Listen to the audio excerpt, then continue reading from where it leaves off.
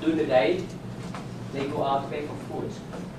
They supposed to take breakfast and lunch only.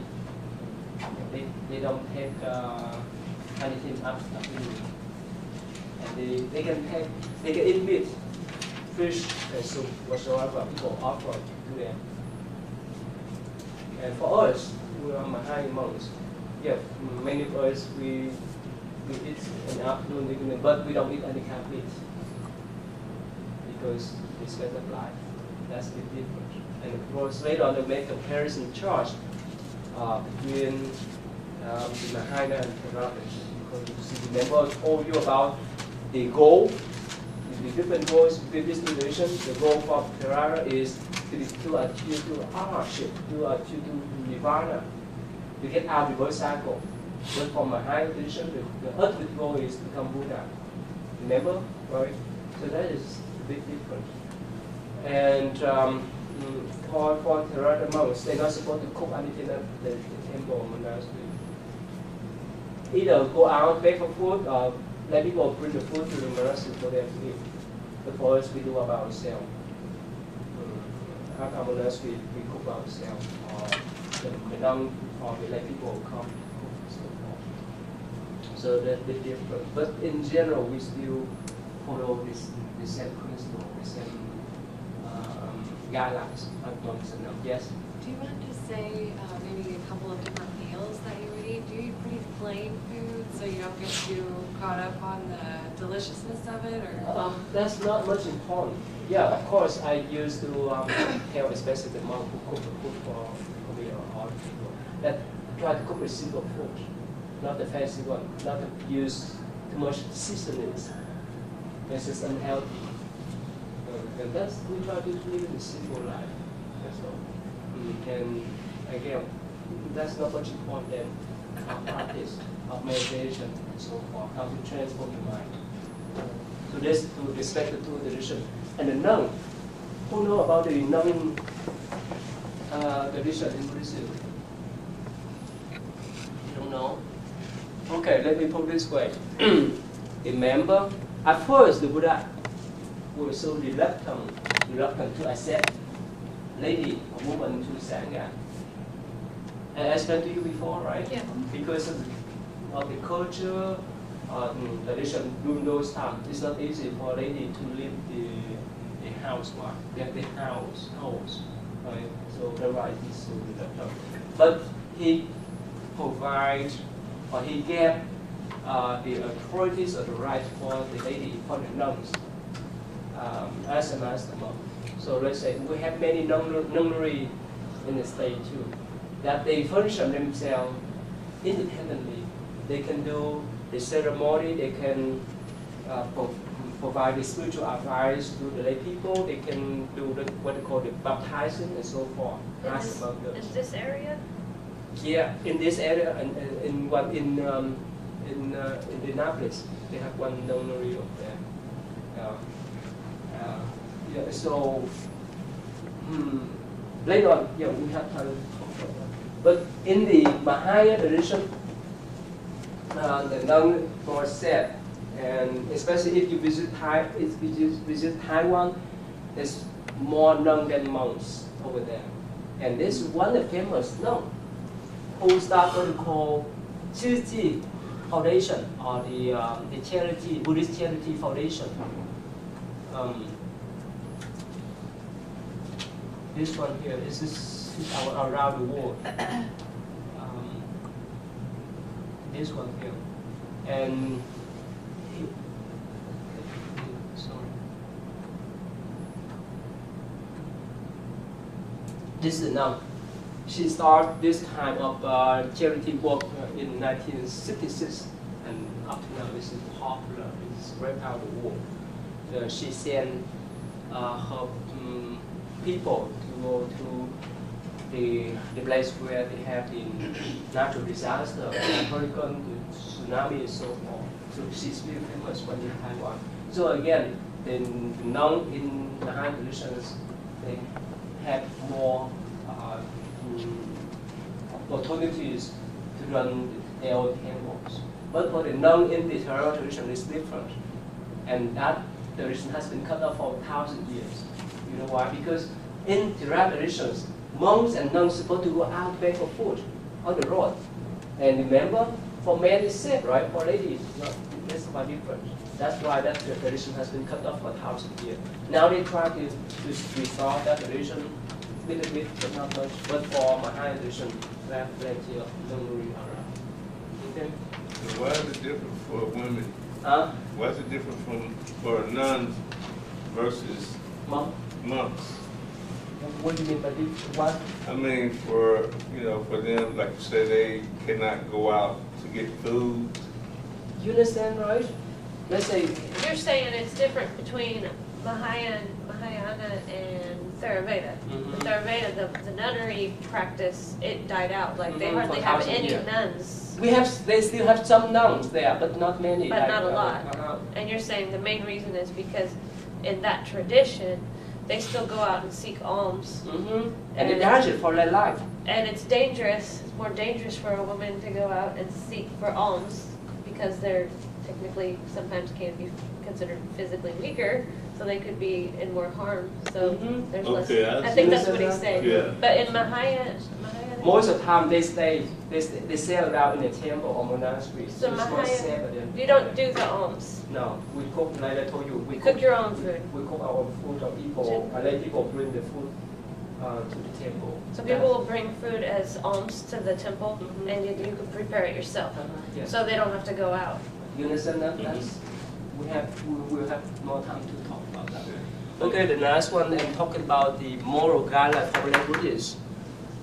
So basically, for lay people, they just need to abide with 5 basic precepts: no killing, no stealing, no sexual misconduct, no lying, no taking intoxicant. It's universal, is that right? Especially the first 4, right? It's in our tradition. It's universal. Yes? What about caffeine?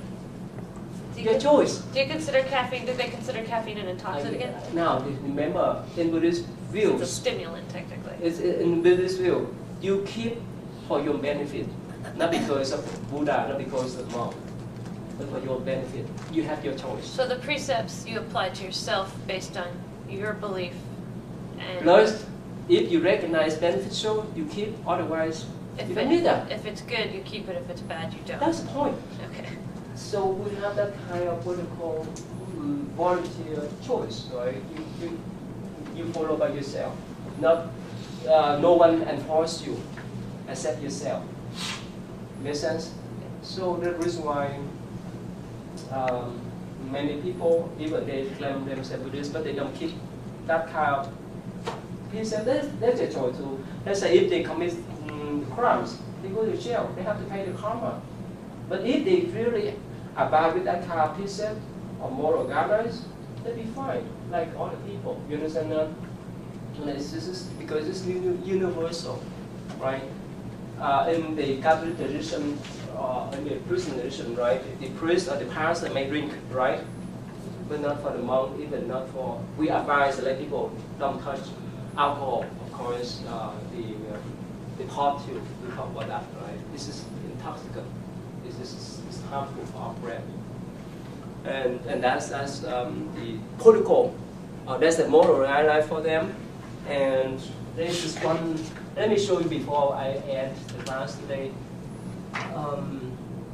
There's one particular sutra the Buddha lay out the guideline how Buddhists interact with each other in the friendship way, in the relationship between wives and husband, how you treat your parents, or how parents treat their students, their children, and so forth.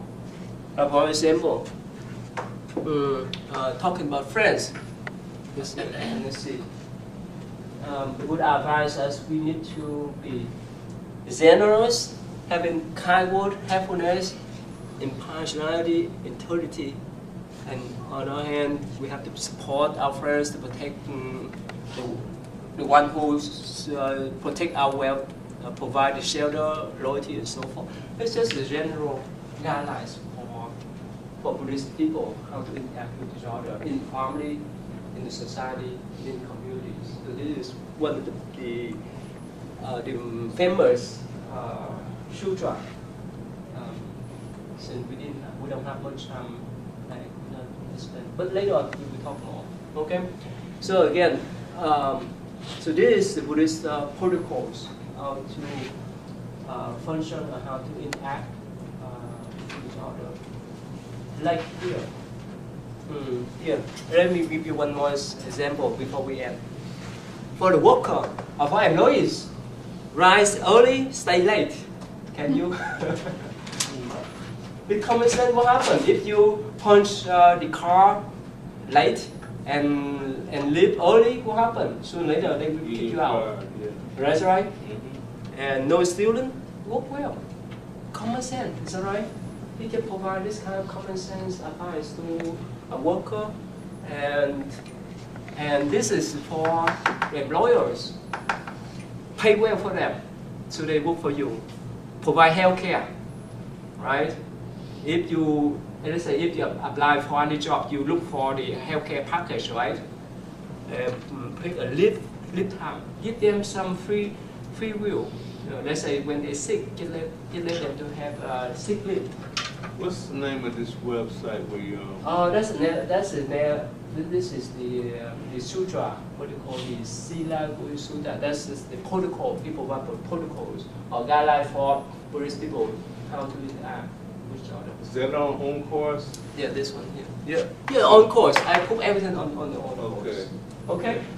All right. Let's us thank you for me to reverse cycle. But for my higher position, the ultimate goal is to become Buddha. Remember, right? So that is a bit different. And for Theravada monks, they're not supposed to cook anything at the temple or monastery. Either go out, beg for food, or let people bring the food to the monastery for them to eat. But for us, we do it by ourselves. At our monastery, we cook ourselves. During the day, they go out, beg for food. They supposed to take breakfast and lunch only. They don't take anything after eating. And they can eat meat, fish, and soup, whatsoever people offer to them. And for us, we are Mahayana monks. Yeah, many of us we eat in the afternoon, but we don't eat any kind of meat because it's better life. That's the difference. And of course, later on, they make comparison chart between the Mahayana and Theravada. Because remember, I told you about the goal, the different goals with this tradition. The goal for Theravada is to achieve to arhatship, to achieve to nirvana. You get used to tell, especially the monk who cook the food for me or other people, that try to cook a simple food, not the fancy one, not to use too much seasonings. This is unhealthy. And that's we try to live a simple life. That's all. And again, that's not much important of practice, of meditation, and so forth. How to transform your mind. So this the don't let people come and so forth. So that's the difference. But in general, we still follow the same principle, the same guidelines of monks and nuns. Yes? Do you want to say maybe a couple of different meals that you would eat? Do you eat pretty plain food so you don't get too caught up on the deliciousness of it? Or that's not much important. Yeah, of course,